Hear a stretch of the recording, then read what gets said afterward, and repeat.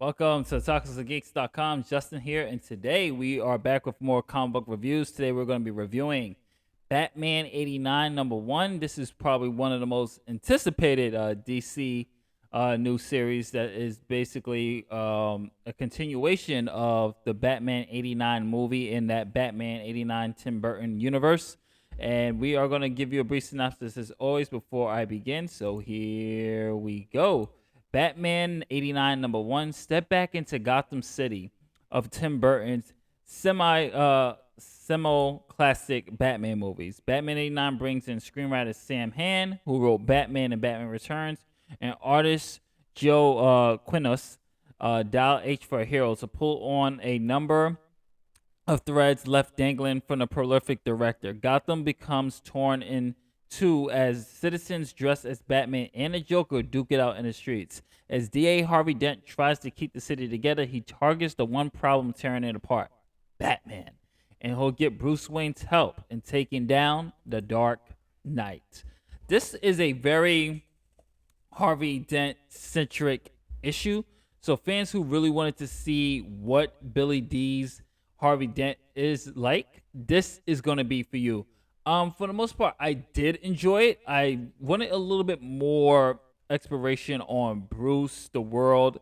There's really so far no real hints where this actually takes place in. I believe this does take place after Batman Returns because Bruce's hair is a little bit gray in this one.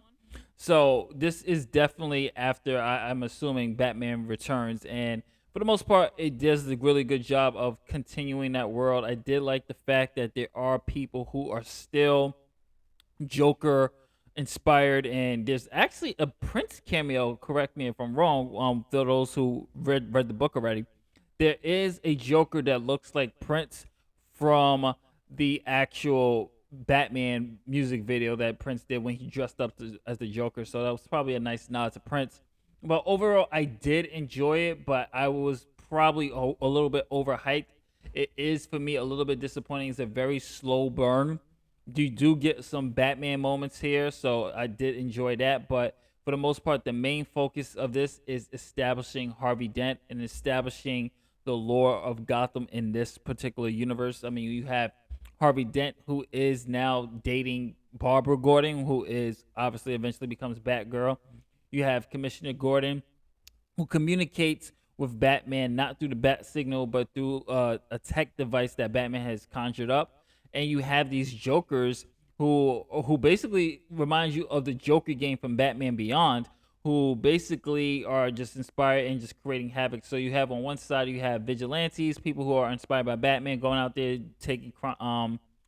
taking vigilante justice into their own hands, and then you have people who dress as the Joker that's still creating anarchy, and that's just basically this war going on between them, and it's up to Harvey Dent to kind of stop that. And I did like a little bit of the hints that we kind of see a little bit of hint of Two-Face and Harvey's psychosis in this, as we get explained a little bit about the coin, how he has that double-sided coin. We see where he gets it from.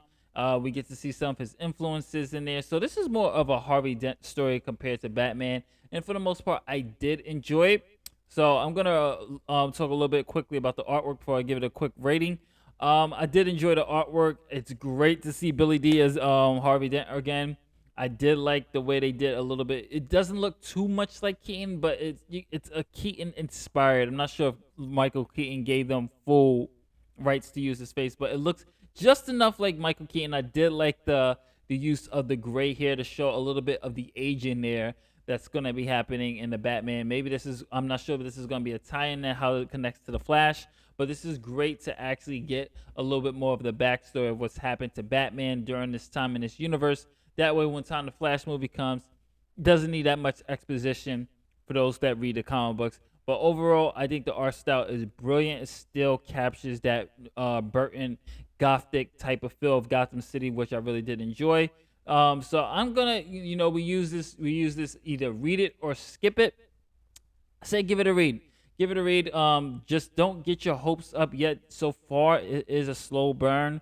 We do not see any real iconic villains yet, and there is somebody else who's introducing some new characters as well into this lore. So I'm curious to see what this ending is about. Who is this other vigilante that's going to be happening? So far so good, decent. I was expecting a little bit more, but I enjoyed it. So this is Justin from toxicgeeks.com. If you're watching this on YouTube, don't forget to like, share, subscribe, hit that notification bell. Most importantly, visit us here at tacosandgeeks.com. You can follow us on Instagram at the Tacos and Geeks, Facebook.com/the Tacos Geeks blog, Twitch.tv/the Tacos Geeks. And as always, later days. I'll catch you on the next one. Peace.